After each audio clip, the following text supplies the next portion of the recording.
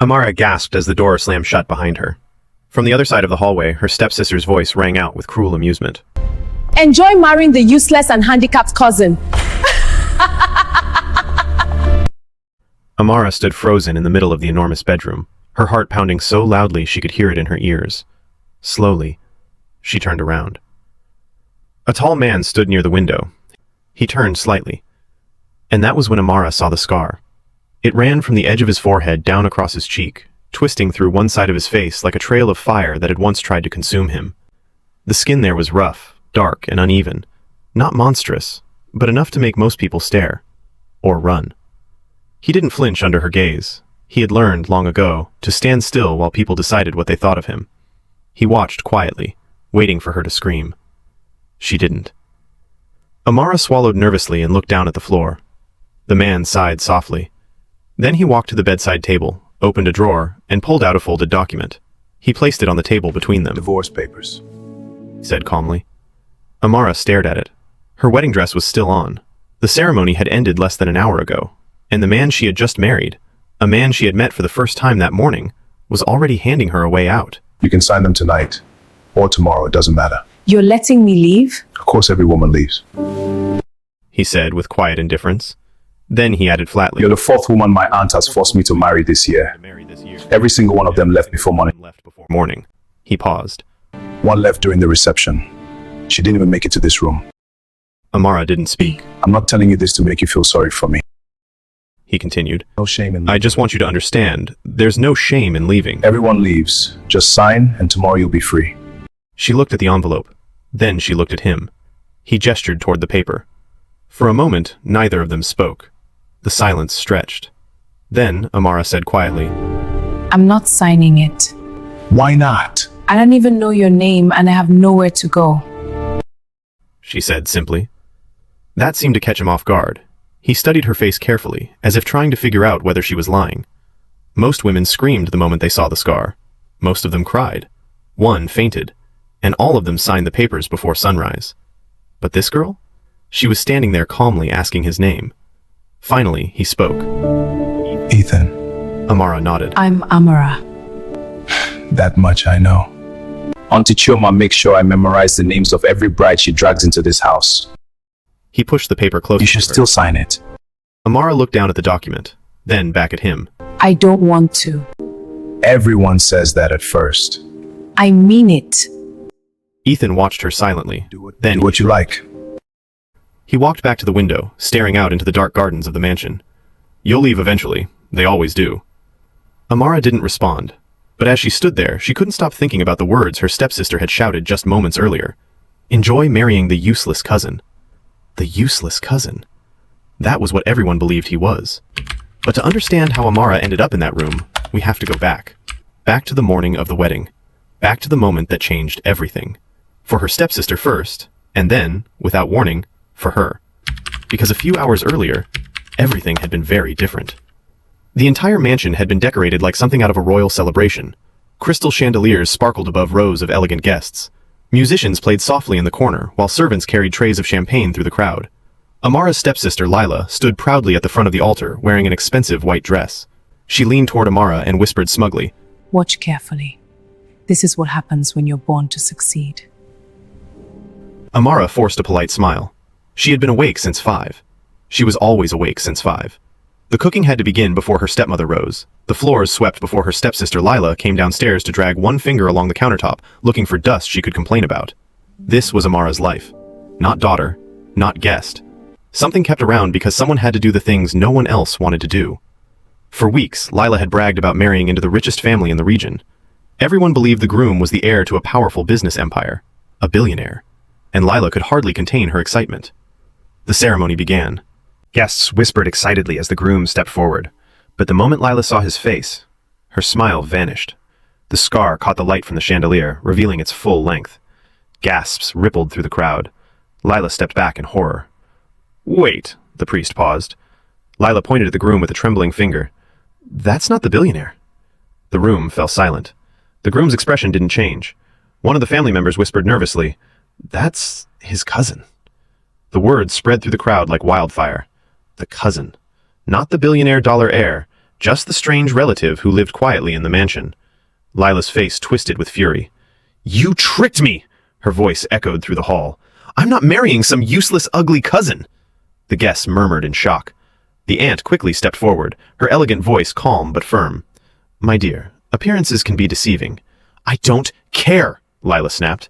"I didn't come here for a charity case," she said. "A scarred man with no money and no power? What am I supposed to do with that?" She turned toward her mother. "Lila, calm down." "No," she cut her off. "I'm not doing this." Her mother grabbed her arm. "Lower your voice." But Lila pulled away angrily. "Let Amara do it." Every head in the room turned. Amara froze. "Me?"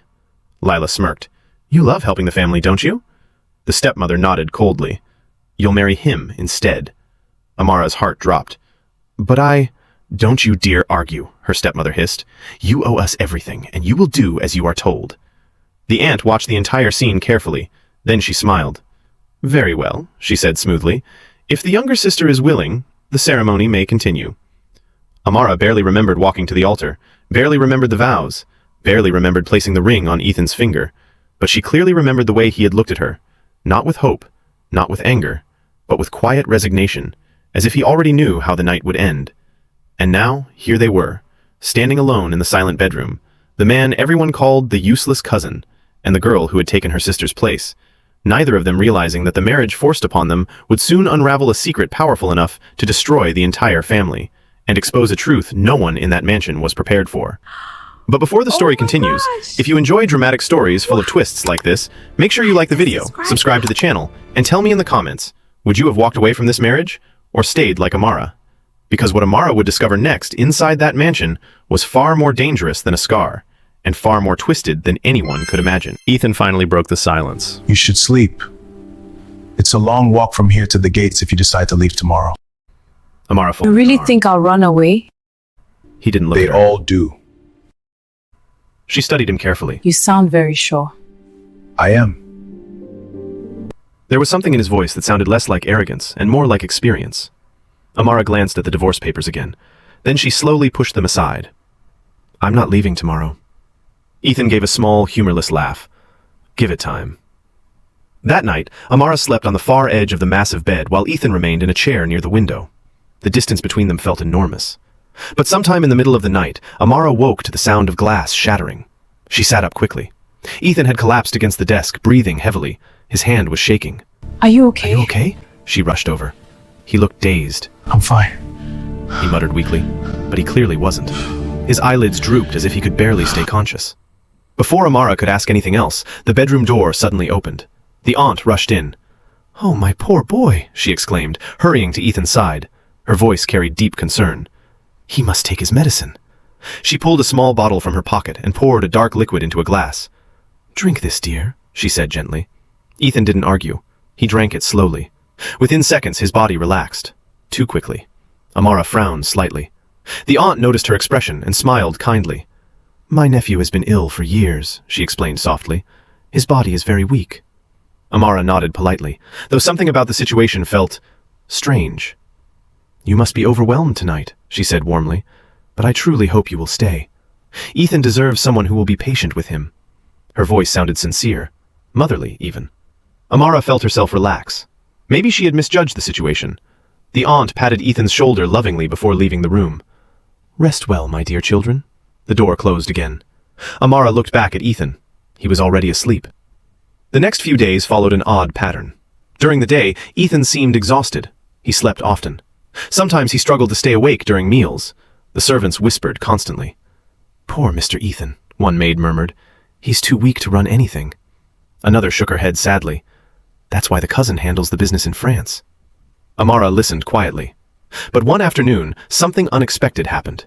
She was walking past the study when she heard voices inside. Ethan's voice. But it sounded different. Strong. Sharp. Confident. "You're negotiating that contract wrong," he said firmly. Amara froze outside the door. Inside, the family's business manager sounded nervous. "But sir, your cousin approved the plan." "Then my cousin is an idiot." Amara's eyes widened. "Delay the shipment 2 weeks," Ethan continued calmly. "Then buy the supply contracts before the market adjusts." The manager hesitated. "That could double the profits." "It will." Silence followed. Then the manager said quietly, "Yes, sir." Amara stepped back quickly before the door opened. Her heart raced. That was not the voice of a weak man. Later that evening at dinner, Ethan could barely keep his eyes open again. The aunt smiled sympathetically. "His condition worsens when he overworks himself," she explained. Everyone nodded sadly. But Amara couldn't stop thinking about what she heard earlier. Something didn't add up. Meanwhile, thousands of miles away in France, the so-called billionaire cousin stepped out of a luxury car. Beside him stood a very familiar face. Lila, Amara's stepsister. She was dressed in designer clothes, her arm wrapped proudly around his. Soon this entire empire will belong to us. Lila smiled greedily. Back at the mansion, Amara decided she needed answers. That night, after Ethan fell asleep, she quietly slipped out of the bedroom. The mansion was silent. She moved carefully through the dark hallways until she reached the study. Her hands trembled slightly as she opened the desk drawers. Most of them contained normal documents, business reports, contracts, letters. But one drawer was locked. Amara looked around before sliding a thin hairpin into the keyhole. After a few tries, click. The drawer opened. Inside were several official documents stamped with the company seal. Amara pulled one out. Her eyes scanned the page. Then her breath caught. Ownership certificate. She read the name again slowly. Ethan Hartley. Amara blinked.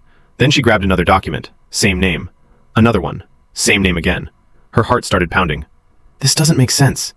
Every record showed Ethan as the sole owner of the billion-dollar company. Not the cousin. Not the aunt. Ethan. Footsteps suddenly echoed in the hallway. Amara quickly shoved the papers back and closed the drawer. The study door opened. Ethan stood there, fully awake, watching her. "Did you find what you were looking for?" Amara swallowed. I know the truth." He leaned against the doorway. "Do you?" She took a slow step toward him.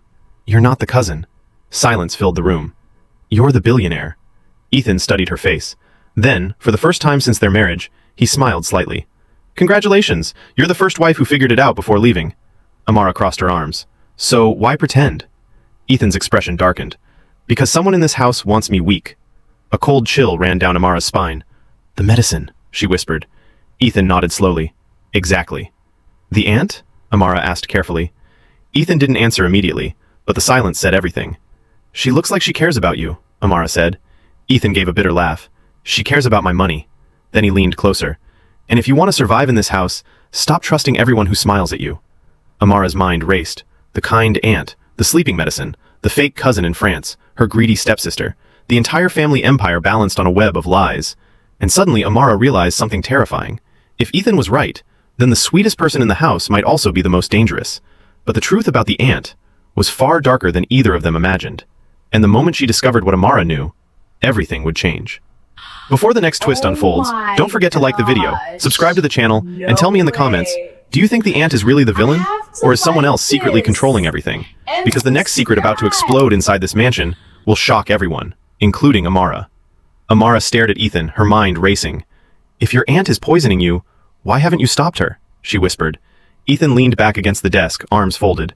"Because I needed proof." Amara frowned. "You could confront her." "And say what? That the woman who raised me after my parents died is secretly trying to weaken me?" He shook his head. No one would believe it.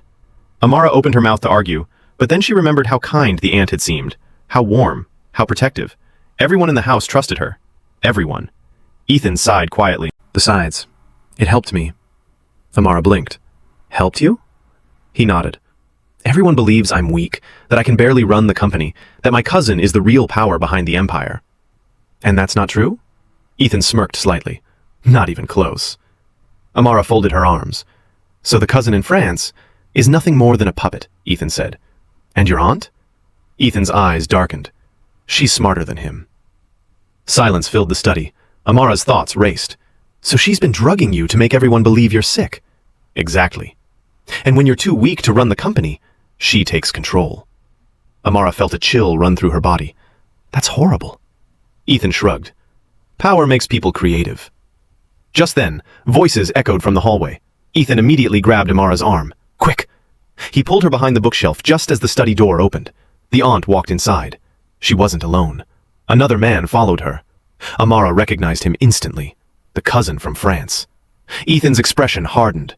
They listened in silence as the aunt spoke. "Everything is progressing perfectly," she said smoothly. The cousin chuckled. "I saw the financial reports. The company is already shifting toward my authority." Amara's heart pounded. The aunt laughed softly. Of course it is. Everyone believes Ethan is too weak to lead. And the new wife? The cousin asked. Just another girl desperate for money. Amara clenched her fists. The aunt poured herself a drink calmly. She'll leave soon like the others. What if she doesn't? The aunt smiled. Oh, she will. Her voice turned colder. The medicine is slowly destroying his strength. In a few months, Ethan will be completely dependent on me. The cousin leaned closer. And after that? The aunt's smile widened. Then, we remove him. Amara's breath caught. Quiet, Ethan whispered beside her. The cousin nodded thoughtfully. And the girl? The aunt waved a hand dismissively. She'll disappear like the rest. Amara felt ice run through her veins. Disappear? The conversation continued. For 4 years, the cousin said proudly, everyone has believed I run this empire from France. And they will continue believing it, the aunt replied. But what if Ethan recovers? The cousin asked. The aunt chuckled. He won't. She pulled a small vial from her purse. The medicine weakens his body little by little. Eventually, his heart will fail. The cousin whistled softly. You're more ruthless than I thought. The aunt's voice turned icy. I didn't spend 20 years raising someone else's heir just to let him take my future. Amara looked at Ethan. His jaw was clenched so tightly the muscles in his face twitched. The aunt finished her drink. Soon the company will officially transfer to you, she told the cousin. And Ethan? The cousin smirked. He'll die peacefully, like a sick man. The two of them left the study moments later. The door closed. Silence filled the room. Amara slowly stepped out from behind the shelf. That woman is insane, she whispered. Ethan ran a hand through his hair. I suspected it, he said quietly, but hearing it confirmed. He exhaled slowly. Amara looked at him seriously. We have to stop her. Ethan studied her. You realize what you're suggesting. She plans to kill you. And if she finds out we know the truth, Ethan said calmly, she'll kill both of us faster. Amara crossed her arms stubbornly. Then we move faster. For the first time, Ethan looked impressed. You're very brave for someone who was forced into this marriage. Amara shrugged. I've survived my stepmother and stepsister my whole life. Your aunt doesn't scare me. Ethan actually laughed. The sound surprised both of them. Then Amara's eyes suddenly widened. Wait. What? If your cousin thinks he's going to inherit the empire... Ethan nodded slowly. Yes? Then he'll come here eventually to celebrate. Ethan's eyes lit up. And that's when we expose them. Amara grinned. Exactly. A few weeks later, the mansion buzzed with excitement. The cousin had returned from France, and he wasn't alone. Lila walked proudly beside him, wearing diamonds and a smug smile. When she spotted Amara across the room, she smirked. Well, well, Lila said loudly. You're still here? Amara smiled sweetly. Yes. Lila glanced at Ethan sitting quietly nearby. I'm surprised you didn't run away from that face. Several guests laughed nervously. Ethan said nothing, but Amara noticed something different. He wasn't sleepy. He wasn't weak. Because 3 days earlier, Amara had secretly replaced the aunt's medicine with harmless tea. Lila wrapped her arm around the cousin. Soon this entire company will belong to us. The aunt raised her glass proudly. To the future of the Hartley Empire. Guests applauded. That was when Ethan stood up. The room fell silent. The aunt frowned. Nephew, you should sit. You look tired. Ethan smiled calmly. Actually, I feel better than I have in years. Confusion spread through the room. The cousin scoffed. This is ridiculous. Ethan walked slowly to the center of the hall. I think it's time everyone learned the truth. The aunt's smile tightened. What truth? Ethan gestured toward the large screen behind him. Suddenly, security footage appeared. The study, the aunt, the cousin, their entire conversation about poisoning him. Gasps filled the room. The cousin turned pale. The aunt's glass shattered in her hand. You recorded us? She hissed. Ethan's voice turned cold. For 4 years you tried to steal my company. Police officers suddenly entered the hall. The cousin tried to run. They grabbed him instantly. Lila screamed. You said this would work! The aunt stared at Ethan in shock. You planned this? Ethan glanced at Amara. She did. All eyes turned toward her. Amara stepped forward calmly. You underestimated the wrong woman. Within minutes, the police took the aunt and cousin away. Lila stood frozen in humiliation. The cousin she planned to marry was now heading to prison. Amara looked at her quietly. Looks like you married the wrong man after all. Weeks later, the mansion was peaceful again. Ethan stood on the balcony beside Amara. You could have left, he said softly. Amara smiled. I told you I wouldn't sign the divorce papers. Ethan looked at her with something new in his eyes. Respect. And now? He asked. Amara shrugged playfully. Well, I guess I accidentally married a billionaire. Ethan laughed. And for the first time since they met, the future didn't feel like a trap. It felt like a beginning. If you enjoyed this twisted story, make sure you like the video, subscribe to the channel, and tell me in the comments, did you see the Auntie Chioma's betrayal coming? And would you have stayed in that mansion like Amara, or escaped on the first night? Because here on this channel, every story has a twist.